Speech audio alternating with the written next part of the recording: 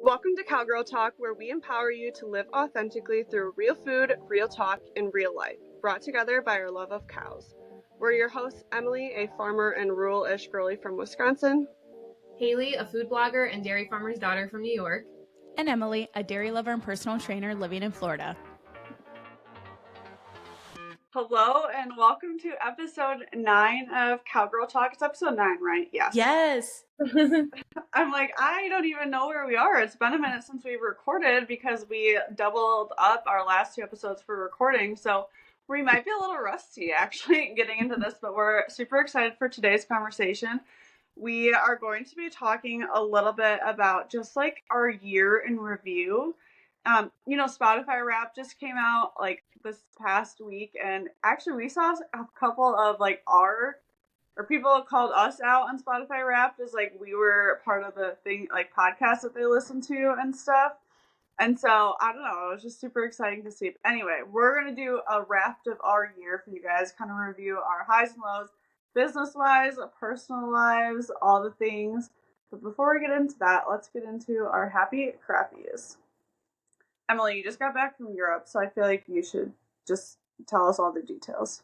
Yes, I am fresh off the plane, still lagging a little bit from the time change, which I guess would be the crappy of just, going on vacation, coming back. You feel like you need another couple of days to recover and you just get back into normal life of, oh, I just spent a week frolicking around Europe and now I just have to pretend that get back into work and just do your normal thing. But yes, I spent a week in Switzerland and France, and it was so much fun. We were pretty much in a new city just about every day. And so I give kudos to the people that do those really intense long backpacking trips, because we were there just, again, a week, and I was gassed by the end of it. And I was like, I want to go home. I'm tired. But it was still so much fun. We flew into Zurich, and then we went over to Paris, and we spent about a day and a half there. And Paris is so cool. It's a city, of course, right? And so I'm glad we went. I was with people and, got to see the Mona Lisa, the Louvre, the Eiffel Tower, all the really beautiful things.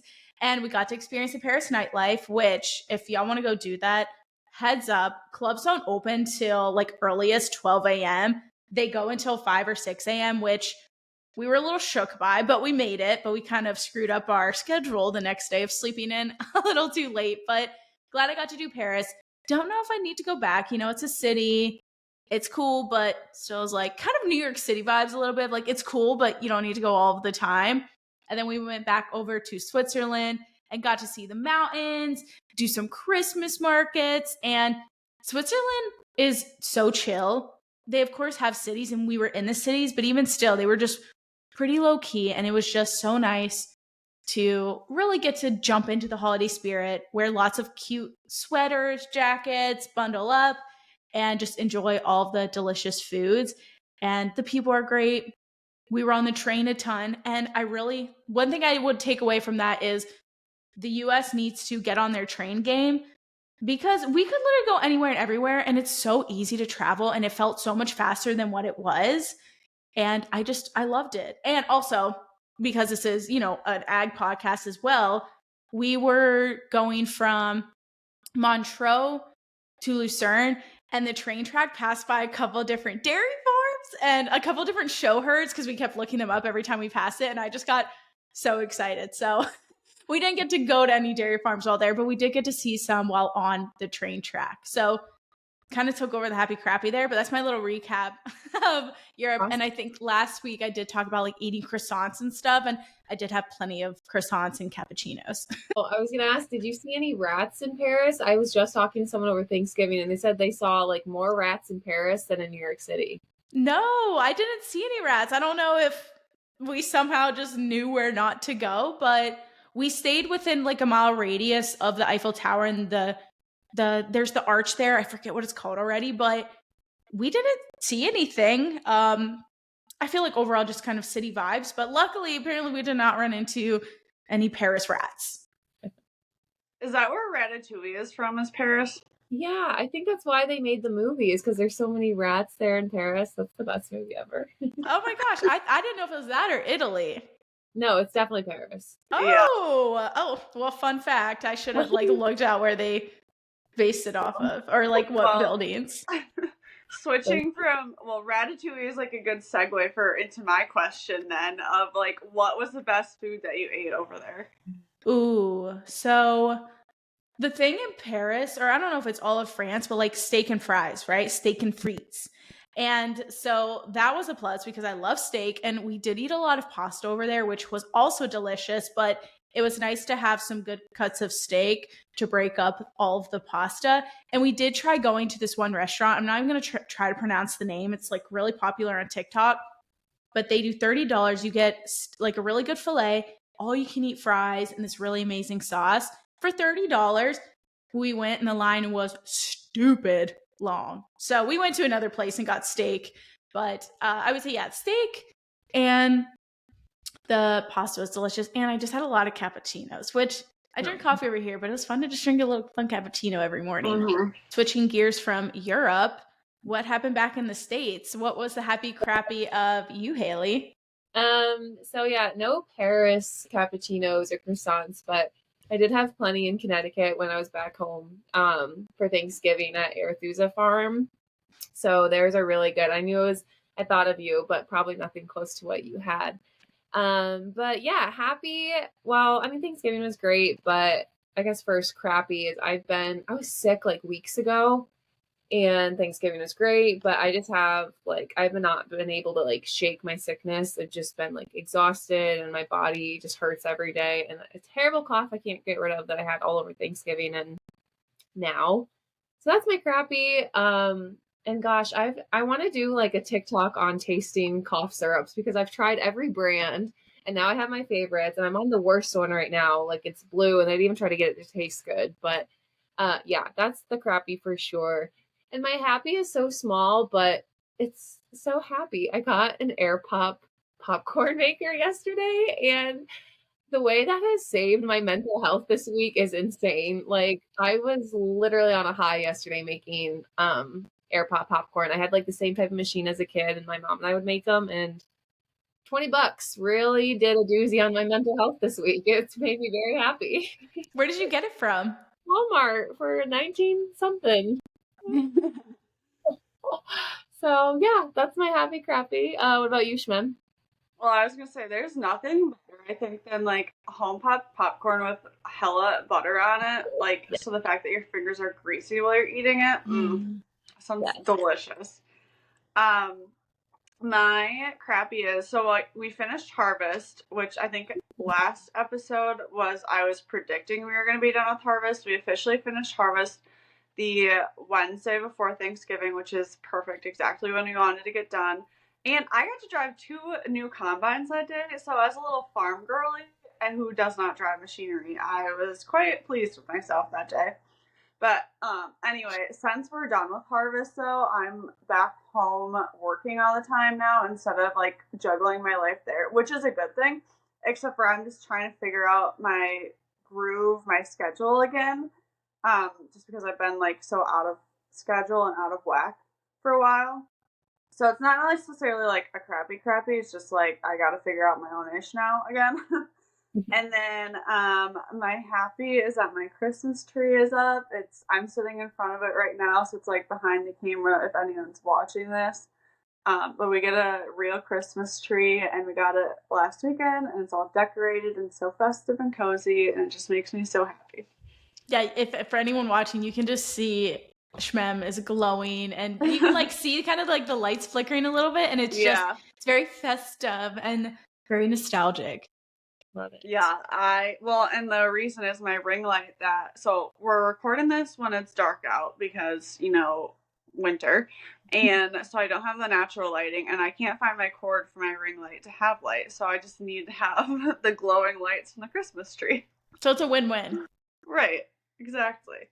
But let's dive into, we kind of broke out the rest of the episode as like highs and lows of our businesses, highs and lows of our personal lives, and then some advice that we've heard over the last year. So I think we'll just kind of dive right into talking about our personal lives and just things that we have dealt with. So Haley, can you kick us off a little bit? Yes, I will. This was a huge year, like a doozy of a year for both Connor and I. Actually, he started a new job this year as well, so we're just like reflecting. This was a big year. Um, my low for this year, I'll start with that, is in the first half, and we're just saying I always forget about like January, February, March, and that's a part of the year to reflect on. And yeah, the first half of this year was my anxiety just like took over my life in like w- a really unfortunate way. And I was super aware of it the whole time. And like, that's what's frustrating about anxiety is like, you know, that it's not real, but like, you can't convince yourself that like everything's okay. Like, I did like full deep dives into learning of like how to control it, and like even took like prescription medication to help me control it, everything. And most of it, I would say, I can say, was contributed to my corporate career and just the pressures that came from that. Like, that was a new, like, my job intensified. I was just doing dairy nutrition and dairy feed, and it expanded into pharmaceuticals, and that is just like cutthroat and so intense, and all this to learn. I felt like I was in vet school. It was just super stressful. I was on a plane like every week, living in a hotel for my job. And yeah, the anxiety was just like unfortunately a big part of the first half of the year. And like, I even remember St. Patrick's Day, we spent it in Newport, Rhode Island, and like halfway through the first day I had to go back to the hotel and just crying because I was so anxious for the trip to end and going back to work. I was like, remember even saying like I'd get Sunday scaries, but it turned into like Saturday scaries. And then at one point it was like Friday afternoon. I was like shut down. I was like, I'm dreading Monday, and I couldn't even enjoy my weekend. So unfortunately, like a lot of enjoyment was robbed because of dang anxiety, which is like, you can't convince yourself. I don't know. It's so weird. Like, I don't know if you guys Mhm. have experiences with it, but it's like, your mind knows that everything's okay, but your body thinks you're in like fight or flight mode, and you just can't connect the two. So yeah, that was super frustrating. And it's frustrating because it's like, I know everything's fine. I'm just like being robbed of enjoyment. It sucked. Really sucked. Um, yeah, that was not fun. I think anxiety is, we honestly could have done an entire episode just on anxiety and like different things, tools that we've used to overcome it. I am in a similar boat as you where I don't know. I've had definitely parts of my life where anxiety has like taken over it. Hmm. Um, I think the stage that I'm at right now in my anxiety journey, I've like been on and off medication for it since I was in high school. Um, but where I'm at now is kind of similar, Haley, of like I had like a really, really low point and I'm like figuring out the other end of it. And where I'm at there, I guess. I don't know. Anxiety, yeah, it's a hard thing to talk about and it's a Yeah, very personal thing to talk about too, but there's definitely different ways. Like I said, we could go on and talk about like different ways to manage it and cope with it and all that stuff. But your high, I know, is that you yeah, figured out your way to manage it. So, yeah, that is my high. I think what's sad about it too, excuse me, is that like seeing your loved ones like feeling so bad and not being able to help you, because it's like, what can people tell you? Like, it's fine. Like, that doesn't help anxiety, right? But it's like, it made me sad even just to see like my partner, like how can I help you and stuff. So that was frustrating. But yeah, my high, again, I'm contributing this mostly to my career change because that was the stem and root of it.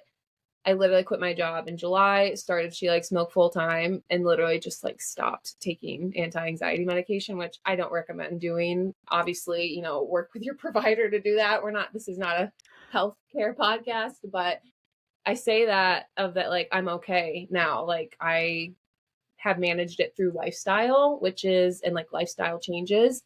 And that's just like insane to me. And I don't reflect on that enough, but like, I'm able to enjoy weekends with my partner and doing fun stuff without literally having a panic attack. Like, it's just what a thing to be thankful for. That is the high of my life, is literally going and becoming a business owner. Like, yeah, it's stressful and stuff sucks, but I'm not hyperventilating in my bedroom floor about it like I was before. So that's hallelujah. That is the high. there's different stress that comes with being a business owner, but when because I feel like we put a lot of expectations on ourselves just as like where we are in our corporate career and like climbing the corporate ladder and making sure you're doing what you're supposed to be doing and like dealing with people that you might not want to deal with and stuff. And I think that there's so many triggers like with a corporate career. And yes, like you said, when you have your own business, there are stressors there, but you're able to manage it more yourself and manage your environment and manage like those triggers that you might not have been able to manage otherwise. Because like you can't just go up to a person and be like, you're really crappy to me, you caused me to have severe anxiety, like be better. But when you own your own business, like you can choose like who do you align yourself with, and if there's somebody in your life who causes that anxiety, like you can choose to not align with them anymore as a business owner, because you get to make that decision for yourself. And for anyone listening then, because I feel very fortunate that I don't necessarily have to deal with anxiety, but for anyone who deals with it themselves, but also has a partner or someone they love that deals with it. Like y'all said, it's not helpful when someone's like, it's okay, or everything's fine. It's like, yes, we know that, but what would a tip be on how to help someone navigate that or help them feel better about it, or even just like how to give them space while still feeling like you are taking care of the person that you love? Yeah, I'm so glad you said that. That's awesome. I think for me, and then maybe it's different for every person, but maybe just approaching it of like, what do you need? How can I help you? But also just validating, like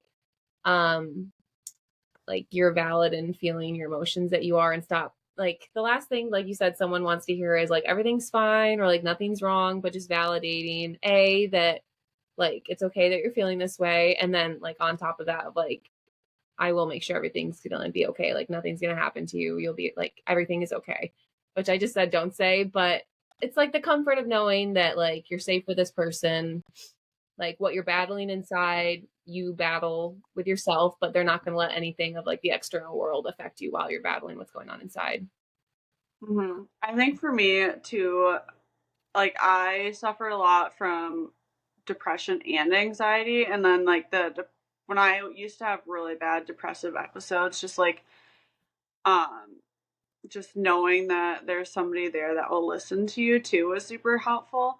And then something that Avery helps me a lot with my anxiety is I feel my anxiety in my body a lot, especially in my chest.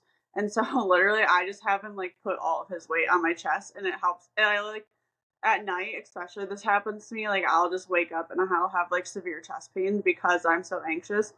And I literally will wake him up and we'll like have him go so he's like holding on to, because like right here is where I feel it. If you're watching again, you'll see this is where I feel it. And so he'll like press on my chest enough that I'll like be able to fall back asleep, because like the pressure on my chest like helps me feel better. Like a squeeze chute for cattle.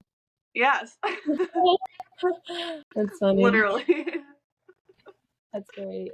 So Emily Shaw, what were your personal highs and lows for this year? So this year was a huge one. There was just so much going on this year, especially on the personal side of things. So I'll start with the high, but I got married this year. Woohoo! So that was fun. I had waited 9 years for that one. So that was a long time in the making, but got married in March. And Rube and I, again, have been together so long, it hasn't necessarily felt that different. I still need to change my last name. And it's such a process. I want to do it. I'm going to do it, but it's such a process.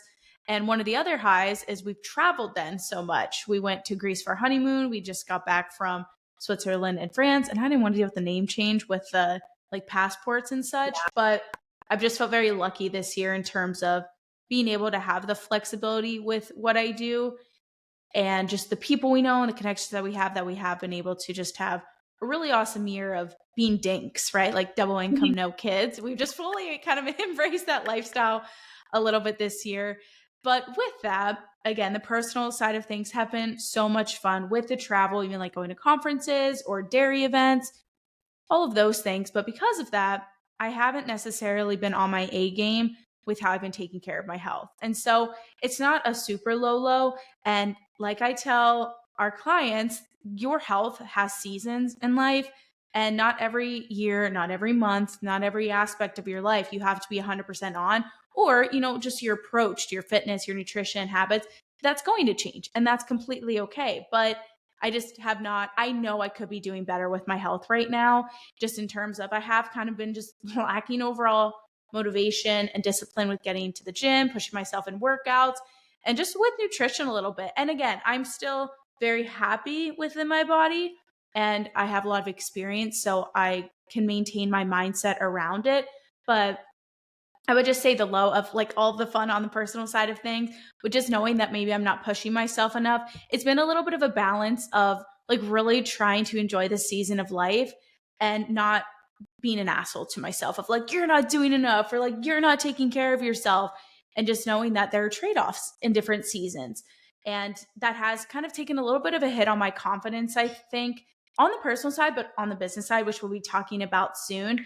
And so it's just kind of been finding the balance of priorities, managing those, and still recognizing how can I take care of my health and how can I make sure that my mindset is right to still challenge myself, but like manage all the other craziness of life. And I know y'all have crazy ass schedules as well. So I'm sure you and everyone listening can also kind of talk about that balance too. And Emily, I feel like it kind of leads into some of your highs and lows of the year. Yeah, I would say my low. So I got diagnosed with ADHD as an adult this past year, and that's like it's not the low that I got diagnosed as that because I do think you can use it as a superpower once you're able to manage it. But my low is that I could not figure out how the freak to manage it, and like for a really long time, I think especially over the summer, um, I just noticed that like I was getting so freaking distracted and just like letting it take over my life, and there's like systems that I need to set up for myself and like different things that I just need to do to be able to manage it. And yeah, it just I don't know, figuring out the ADHD life now that I like well, I guess I can like kind of dive into the story of like what led me to like realizing like okay, I need to be or like what's going on, I need to be diagnosed. When I was in college and stuff and in school, like I was so busy that I didn't have space in my schedule to be distracted necessarily. And then now, even with my corporate job and stuff too, like I was always constantly like having to do things for other people and like didn't have the space to be distracted. When I took the leap into entrepreneurship and I was the one holding myself accountable, I felt like I had so much space in my own schedule of like I could get distracted and oh, I'll just work on this later. Or I'll just work on this another time. Like I let myself just get distracted because of all the noise out there. Um and I'm a type of person like I need those processes and I need to be able to set up so that I don't have wiggle room so I can like get my shit done. So that's my goal for and I think I was planning on talking about this later, but I'll just talk about it now. It's like my goal for this upcoming year is to set up processes in my life and my business so that I don't fall into this situation of just getting distracted all the time and then like being pissed off at myself because I didn't accomplish what I wanted to accomplish because my brain was like bouncing 5,000 places. But my high for the personal stuff is I did put more intention. I think I mentioned this like last winter. I kind of had a really low breaking point where I was just working all the freaking time and just like miserable, like didn't go outside, didn't see people. And because of that, I had put more intention of like living life outside of work. And so like giving myself, and that kind of goes into managing my ADHD too, is like giving myself a set time. Like I am not going to be working on things after a certain time of the night. I will like I have my what's the word where like your non-negotiables, right?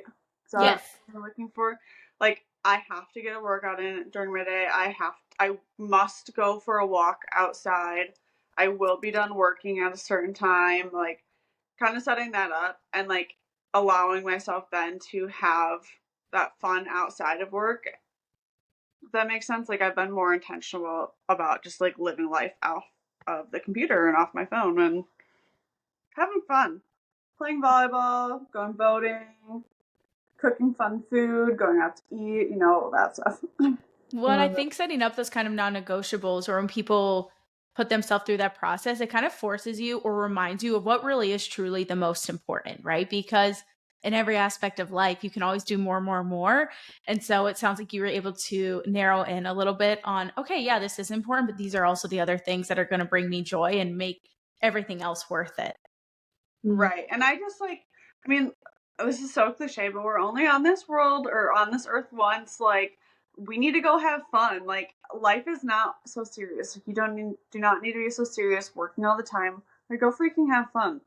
And so that's kind of like how I started to set up my balance of like, I need to have something fun in every day, basically.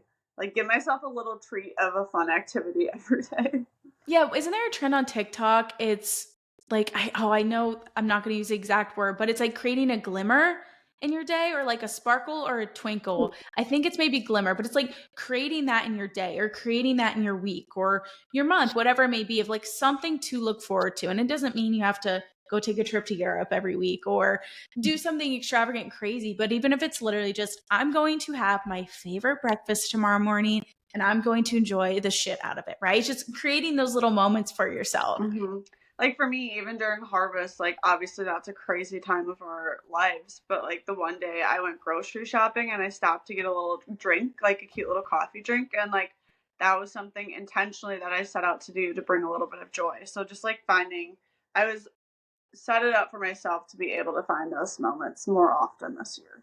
Well, let's go to business. We're business girlies. We've got things going on there. Emily, why don't you tell us, because you kind of mentioned in your like personal stuff, like it's reflected a little bit in your business. Do you want to just like expand on that? Yeah, for sure. And so I feel in today's age, it's very hard to not take work home with you. And that's whether it's in agriculture, of course, if you live on the farm or you're in a corporate job, but especially if you do work for yourself or if you're an entrepreneur and everything's online, you can literally always be on, right? And so it's hard to sometimes separate the business and the personal side of things. And so I would say, first off, that's kind of a low, which is business. But as I'm sure anyone who has been living this year, this has been a hard year, right? It's been a weird year. There has been so much going on just in every aspect of life. And if you turn on the news, it's just very easy to feel overwhelmed. But through all of that, I know financially this year has been tricky and pretty overwhelming for a lot of people. And I feel like a lot of people have been seeing that in just the cost of things, but also if you're running a business or managing a store, whatever it may be, people just don't, maybe have the ability right now as what they did like during COVID when we were all getting checks sent to us just because from the government. And so I feel very blessed that I have this business and I am able to run it. But one of the lows has been we have really seen the hit of what this year's kind of looked like financially for a lot of people. And again, I feel very blessed and lucky that I have a business that I'm so able to run. And there are so many incredible women that work with us. But when I started Dairy Girl Fitness like full time, it was right before COVID, right? And so I'm an online personal trainer right before COVID where no one can go anywhere. It was kind of perfect timing. And we were able to grow at a pretty awesome rate, which, I thought was maybe more normal. It's like, oh, this is just kind of how it's going to be every year. We expanded our team. We were able to work with lots of ladies. And then this year, I think just, the normal curve of business, but then also what financially has looked like for a lot of people this year. My expectations for what the year was going to look like they've not been met and lower than what I expected. And it's been hard to continue to just like trudge along and not get caught into the scarcity mindset or really get caught into the holy shit, what the fuck is going on kind of mindset, and really trying to focus on, I'm going to continue putting the work in and what's going to happen is going to happen. But I still have really needed to work on. I still work on it, being grateful for like what we currently have, right? Because we have a team of coaches and I want to provide for these coaches, right? I want to make sure everyone's taking care of our clients, our coaches. And this year has really it's been one of the hardest years of business, which has only been like 4 years. So someone listening might be like, literally not that long at all. But for how long I've been doing this, that would just be one of the lows this year, which I'm sure many people can relate to. But it's been a little bit scary. But I don't know what happens over the next year or economy. I'm not an expert in that area, but we're just going to keep moving along. But even with that low of just business being really hard this year, the high is still just being able to work with so many incredible women through different outlets and having an incredible team of coaches, and through the kind of the low of, hey, just people aren't maybe able to buy and spend the kind of money this year. It's really encouraged me to look at other creative outlets and lean on like other groups of women who are in similar positions. So one of that would be like a mentorship that I do of getting to connect with those ladies. I think it's so incredibly important to surround yourself with like-minded people who are there to support you and also just help you get through your mental breakdowns every now and then. And then the creative outlets I mentioned, one would be this podcast, right? I would say this would be a really big high for me because I know we're only like 9 episodes in. I know we're still, small and cute, but it's been really fun to find other creative outlets that don't have as much pressure on them, because I think with social media in general, you feel like you have to be doing anything and everything. You have to be the best at it. And it always has to be about making money, getting more clients, more followers. But it's been really fun from taking from that low of just finding other outlets that I can just do it to have fun with. Woo! And all of that is so relatable. Like no matter what you do for a job, I feel like that's all very relatable. Yeah, and I think like you said, of being able to find creative outlets, and even I feel like when you're faced with the challenge with your business of like figuring out, I don't know, like you're saying, like maybe you're not reaching your projections that you had for yourself, like you can kind of either one be in the type of person who like wallows in the self-pity, or you can use it as a way to get creative to like make things work. And I think you're definitely the type of person to get creative and make things work. So I think, not to predict your 2024, but like you can definitely, like, I think you're the type of person who'll be able to figure out creative avenues like in the future that will kind of be able to help you mitigate like some of those challenges too. We're speaking it into existence, manifesting. Yeah. I'm manifesting it for you that you're going to use your creativity to do big things with your business next year. We all are business girlies too, so I want to hear the highs and lows of y'all. And I know we're all, this is also fun because we're all at different stages of our business as well. Yeah. Shmem, you're in the middle, I feel like, timeline wise. Why don't you go of highs and lows of your business? Yeah, I think for me, so I'm technically in like second-ish year and a half in of owning my business. And I think this year was a year of like honing my shit and figuring it out. Like I alluded to and have mentioned, like I last winter was in a really low spot. I had a ton of clients, which is a good thing, a ton of projects of like yes, like saying yes to all the projects, like not saying no to anything. And like I said, I kind of reached that breaking point where I like needed to figure something out because I was miserable, and you shouldn't be miserable when you're owning your own business. So that was the low of just like figuring out like, okay, this is not working for me, and then pivoting to make it work for me. And so that's kind of the high, is that like I kind of shed some of the different things that weren't serving me in this past year, and then was able to then shift my focus to things that are serving me. And I was actually I was cleaning out my computer the other day because I have run out of space, because I feel like that's an issue that everyone has. And I saw my goals document from 2022, which is when I still had my corporate career.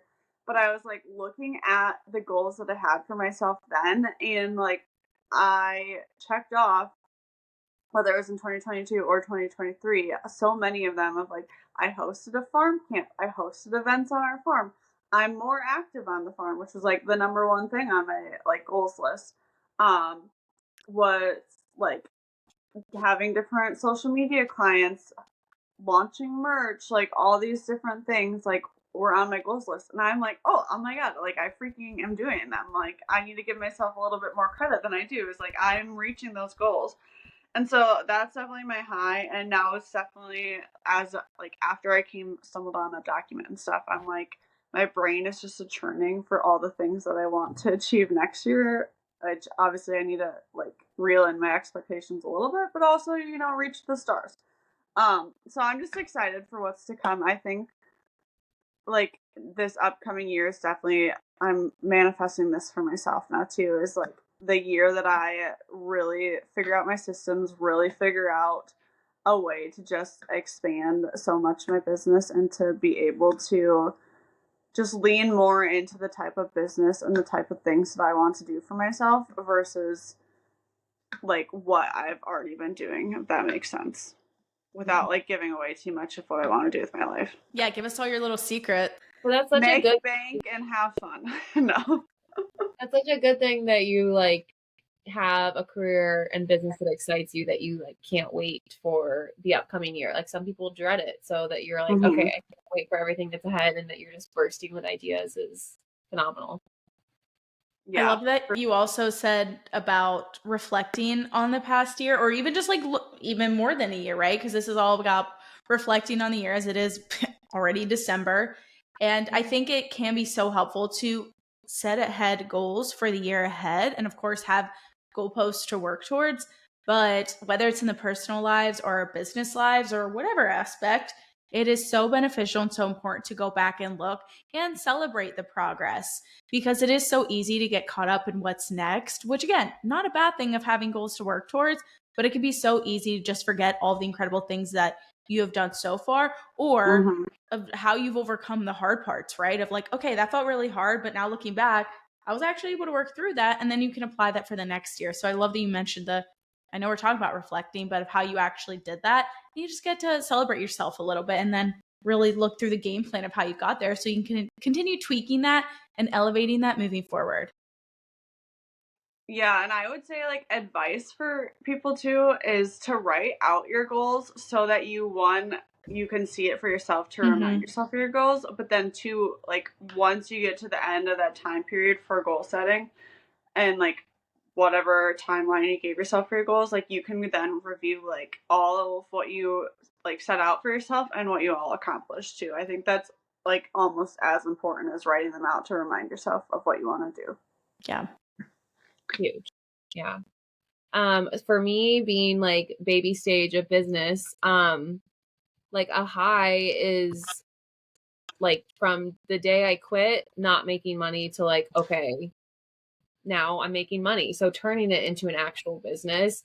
And like I was just telling someone, I did a podcast interview this week, and I think I literally just like blacked out, like closed my eyes and didn't even like pay attention to how scary my reality was, because I was making six figures, going to Sephora, buying whatever I wanted, not worrying about money, to being like, no more paycheck, figure it out, and you better figure it out quick. Like I don't necessarily recommend putting that much pressure on it, but at the same time, I knew what was nipping at my heels of like, okay, you think you can't figure it out or you can't do it. What's nipping at your heels is going back to a job you hated. So it's like, I had no choice but to figure it out. So a high was definitely, I figured out how to make money and monetize and grow this into a business, which is awesome. But so from a business standpoint, but what came with the business that for me, I noticed right away and just like fell in love with was like friendships with colleagues. Like you can have colleagues within social media, and like getting on calls with fellow social media creators that are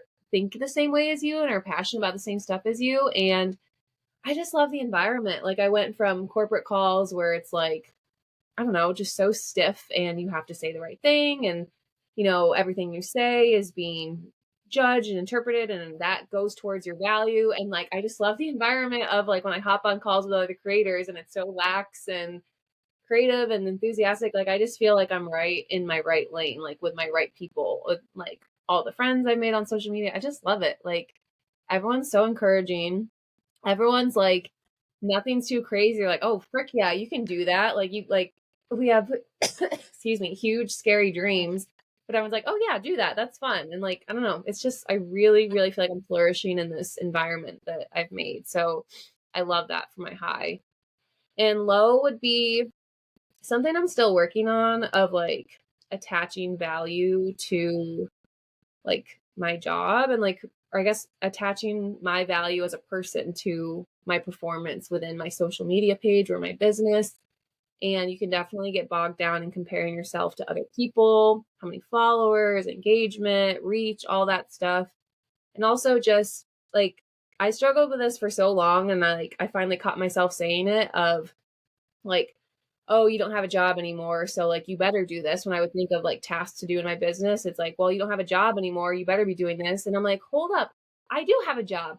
This is my job. Like I really needed to get out of that habit of saying like, oh, you don't have a job, you better do this. And I'm like, what a shitty thing to say to yourself and not taking yourself seriously. And like even I'm still struggling with this, but like, and you guys being in an environment with you guys helps me too, and other creators, of like almost feeling embarrassed of like sharing what I do in a day, because it's not cookie cutter.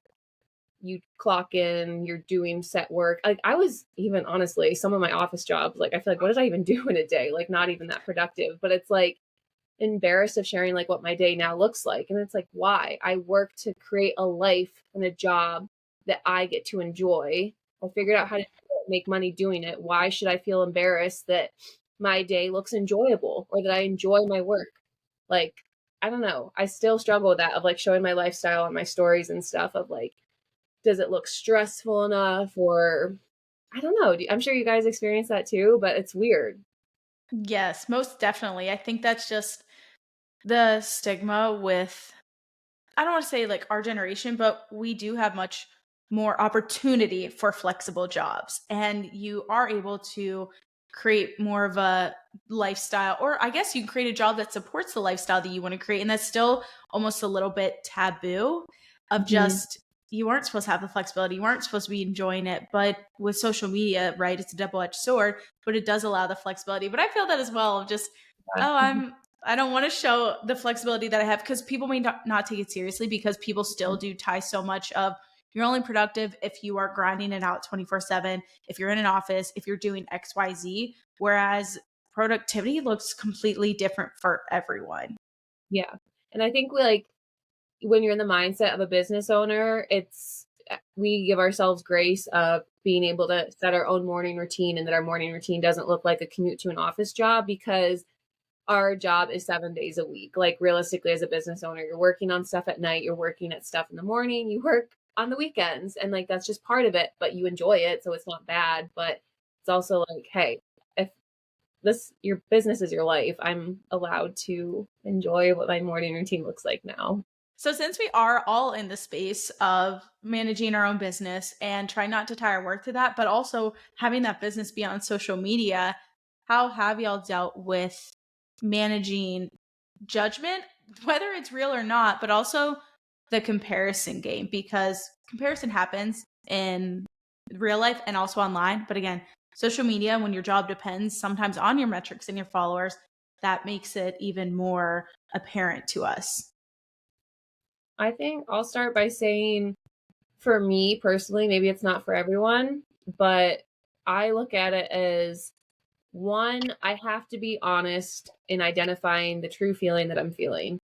And even if it's an ugly feeling, like, and then I will figure out what to do with that feeling. But it's like, okay, let's just acknowledge you're feeling jealous here. Or like, maybe maybe you're feeling shitty, but sometimes it's just like you're feeling jealous, and I need to just like acknowledge that ugly feeling, that that's the feeling I'm feeling. I hate that. I hate saying that. It's embarrassing. But and then, okay, what are you going to do with this feeling? And it's like, well, I don't want to be this person. I don't want to be a jealous person. Obviously this is bad. No one likes to say that that's what you're feeling. And then from there I can just look at the root of it as, um what are you being jealous over? Is this even an important thing? Does it, really affect you in the long term? Is this the kind of person you want to be? And will it matter 5 years from now? But for me, it's just like grabbing a hold of that feeling of comparison, identifying it, and then like, okay, now how are we going to handle this feeling?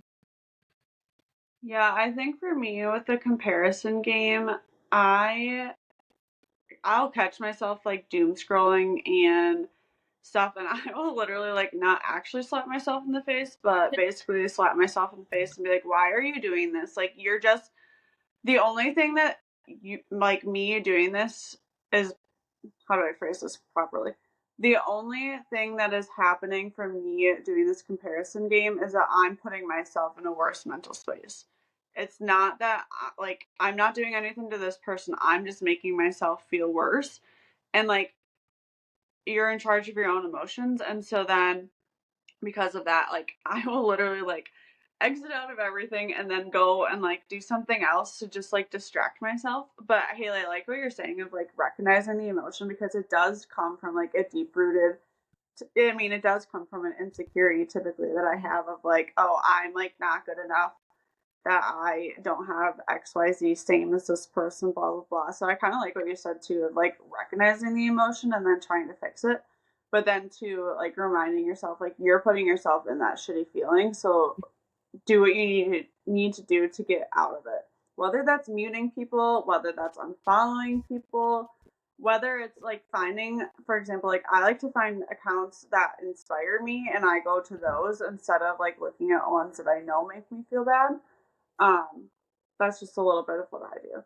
Building off of both of what you said, I agree 100% with everything of just being able to make sure that we're honest with ourselves of why we're actually following someone or why we're actually looking at someone's page. Because I think so often we can follow someone and say, oh, this is because I think they're inspiring, or I, love their workouts. But in reality, maybe it's because like they're the body goals, or every time you go and look, you actually feel envious or jealous. And that's where you have to be honest with yourself of, okay, this feeling and why I'm actually following this person is not serving me in a positive way. So mute them or unfollow them, or just do not go look at their page. I think being honest with yourself on that is going to be something that's very helpful. And something that I like to think of as well is turning comparison into inspiration, right? Of just recognizing, okay, if I actually do want to follow this person, can I look at this in a way of like letting it inspire me instead of making me jealous? If it's like another creator and you're like, oh, I love their recipes, or I'm jealous of their kitchen, like, again, can I turn that into inspiration instead, or just change my mindset to view it in a more positive way? Because if you do enjoy following someone and you have some negative emotions with it, you maybe don't want to completely cut them out. Or if it's like a friend or a family member, but how can you shift the mindset of, okay, obviously there's something that maybe I want within what they're doing or how they're doing it. How can I use that to inspire my approach or allowing me to create a similar outcome? Absolutely. That's wonderful advice, especially since you're seasoned in the social media space. On the topic of advice, so we decided to list out the best advice we've been given this year in a, conjunction of reflecting on this year. So Emily, why don't you just take it away with the best advice you've been given? I am the oldest one in here. I'm basically the grandma of the group. So I don't know if I'm the wisest, but we were talking about before recording this. I wish I was one of those people that always had, I could be quoted for saying something really cool, but I feel like my advice from what I've been given, and also even advice that maybe I've given, it's more of like general kind of advice. But this is advice that was said to me a couple years ago, and it's something that I tell women that we work with, or just anyone I meet really, is don't take criticism from someone you want to take advice from. It kind of just builds upon what we were talking about, comparison, about just everyone having opinions about everything, because you can go so many different routes in life. But I think it can be so beneficial to remember, who are you allowing to make you feel certain ways? And if that person is not someone you want to be like, you admire, or anything like that, you do not need to let that person's opinion, what they're saying, impact you in a negative way. And if you do care about the person, they're saying shitty stuff to you, then like you just need to cut them out of your life, or that's a whole different issue. And another thing as well, this is one that I always work with coaches, right? Like I have mentors myself, and something very often that is said to me is being busy doesn't automatically mean you are being productive. And as we were talking about, and I know lots of ladies listen to this, we can fill our time with anything and everything. That doesn't mean it's being productive. And that has been really helpful for me in giving myself grace of allowing a more flexible schedule, or giving myself boundaries in the evening so I can spend time off my phone. And so being busy doesn't always mean you are being productive. That has been a game changer for me. I love that. Okay, you made me want to change mine. I was going to say, and I got it from you, everything's figure outable, which we've said before on here. So I'm changing mine to, and I got it from Connor, my fiance. Like, he's literally like my Socrates. I get so much good advice from him. But it's like almost like an analogy of like, picture like a golden gate, and that is like the gate of entry to your emotions. And there's only like, think of a few select people in your life who you want to allow to control your emotions. And like for me, it's like obviously my partner, like my mom, my best friend. And it's like they hold the key that you give access to control your emotions. So like when someone gets me really upset or like makes me hurt my feelings, he's like, okay, is that person like significant in your life to get to hold the key to your emotions with your mom, with me, with your best friend? And I'm like, yeah, they don't get to hold the key. So they don't get to have control over my emotions. I just love that analogy and thinking of that when like someone, you know, not super significant in my life, like gets me riled up. I'm like, okay, no, you don't get to have the key that my best friend and mother get to have. So I love that. Love that. That's so awesome. cute. Yeah. That's such a good analogy to think of as like, yeah, the key thing. Like, are they significant enough? No. Yeah. So see ya. Yep. Yeah, and it's so true because like why, like if not, then why are you allowing like a random person like have influence on your day? Like For not sure. important. My advice, one, has to do with content creation, because I think we're all, as like people who do create content, is like can be a stressful thing, which sounds so lame to be like talking about like, oh my God, creating content's stressful, but like it can be. Yes. And my friend Annalise, who, if you're an agriculture or dairy girl, you know her as modern day farm chick. She one time gave me the piece of advice, and it just like makes me laugh now every time I think of creating content, as if you force it, it's just going to be like when you force a fart, shit. But I think that it can go beyond, like, it'll go beyond creating content too. Is like, that's a piece of advice that you can use for so many things. Like, if something doesn't align with your values and align with who you are, like, and you're trying to force yourself to do something, like, it's just going to turn out not good. Like, it's just going to turn into shit. So, but it just like also just makes me laugh. And then this is advice that I gave on somebody else's podcast, but it's something that I've like really thought about in this past year. Is like, whatever like label we get, whether it's like being a farmer, being a female, being like XYZ, like people just put you in a box.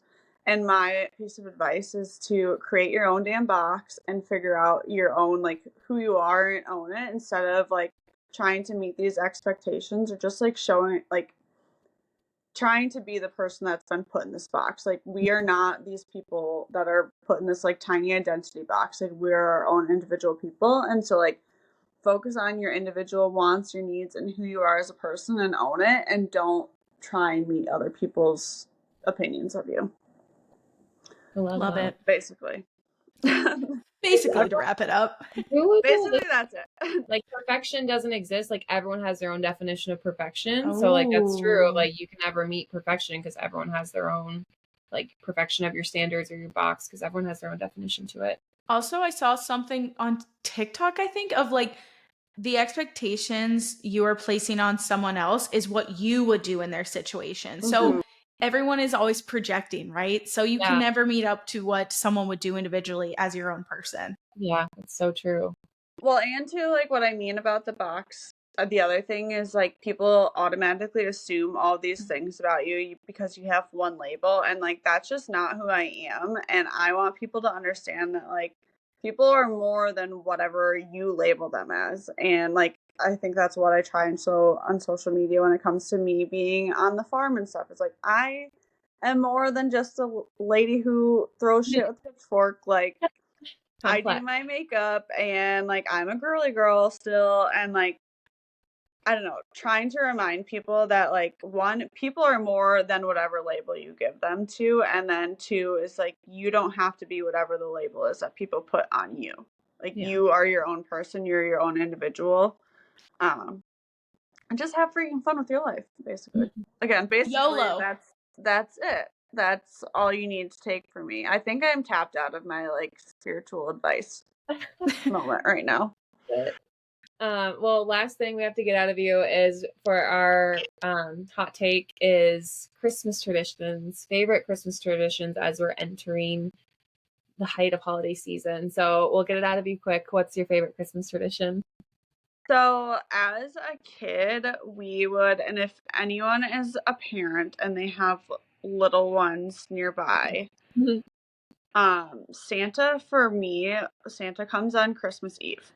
Oh, that's And so when I was a kid, we would always go to church, and when we were at church, we would then afterwards go for a drive and look at Christmas lights because that's when Santa was there at our house. And my parents didn't want me to have to like meet Santa. They just were afraid of what I was going to do, that whole situation. So we would come home and Santa was there. Well, as an adult, unfortunately, Santa doesn't come to my house anymore, but I still keep up the tradition of going to look at Christmas lights every Christmas Eve. We on Christmas Eve go to Avery's family now, but then on our drive home, we like take a very long extended detour to go look at Christmas lights, and it just makes me so happy to have like your Christmas tunes on. You're looking at all the lights, everything looks so festive. And then, of course, I can't forget like all the delicious Christmas food that we bake this time of year, or bake and make this time of year. I just freaking love food, as we all know, and the food around the holidays is my favorite. love that.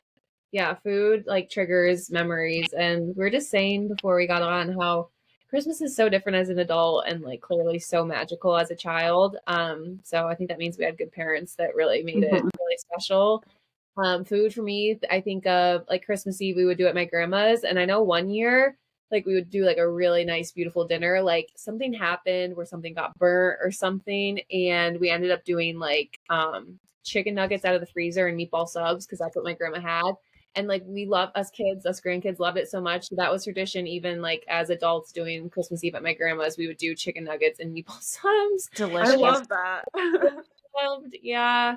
And as an adult, spending it with Connor's family, the last like 4 years we've done, or maybe 3, I don't know, rent a cabin somewhere in New England. Like we've done Connecticut, Vermont, New Hampshire, and we're going back to New Hampshire and trap each other in a cabin in the middle of nowhere with each other.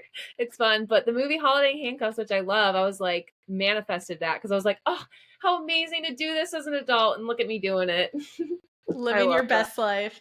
Yeah. Do you do that cabin over like actual Christmas or before or after? Which I always thought would be weird to not spend Christmas at your house, but like we don't have kids or anything, and we bring all 8 dogs, and we're there from like 22nd to the 27th. So over Christmas, it's fun. I love that. Oh my gosh, I love this time of the year. I was just talking to y'all earlier before recording this. I was listening to Christmas music today on my drive, and I was crying. I'm an emotional person already, but there's just so much nostalgia around the holidays. And again, holidays look different as an adult, but I love that all of our weekly, like the past couple weeks, our weekly hot takes and obsessions have been holiday related. It's allowed me to just think of all the fun things, but something that we do often, and it kind of depends on our travel schedules because my siblings and I were all kind of scattered, but typically every Christmas Eve at my dad's, we will order Chinese takeout, a nice little switch up from all the typical holiday meals and big dinners. So we'll order some Chinese takeout and then we watch It's a Wonderful Life. And growing up, I don't want to say I got like fed up with It's a Wonderful Life, but it's a little bit of like a different movie. I think it's the 30s or 40s and I just didn't fully get it, but I can fully appreciate it now. And they always play it. I think it's on NBC. They play it every Christmas Eve. So we watch that. And then we order our Chinese takeout, eat it and watch it, probably have a few drinks, and then go to bed and get ready for Santa. So that's something that has been pretty consistent of what we've been able to do. That's a black and white movie, isn't it? Yep. Yeah. With Jimmy Stewart. Is it the one with the bell and like every time the bell rings, an angel gets its wings? Yeah, the little girl's voice, like every time a bell rings, an angel gets its wings.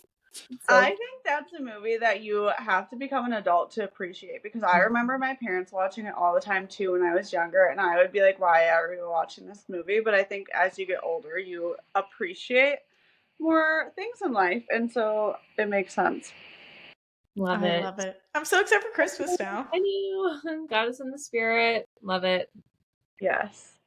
Well, thank you everyone for tuning in to episode 9. And for tagging us when you're listening and doing all the things that you're supposed to do to help people who have podcasts. We appreciate it so very much. We do. I love seeing us in people's rap playlists. That is just so cool. So we do truly appreciate everything and anything of the support that y'all are showing us. And if you ever have any questions or topics that you would like us to chat about, of course, always let us know. This is here for you guys and because we love to talk.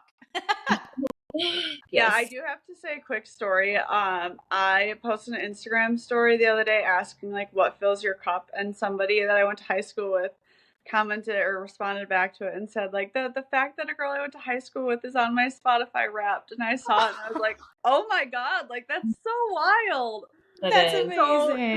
crazy. So yes, thank you everyone. Like it's just I don't even have words. Like it's just wild. So cool. Yay. Mhm. All right, well that's it.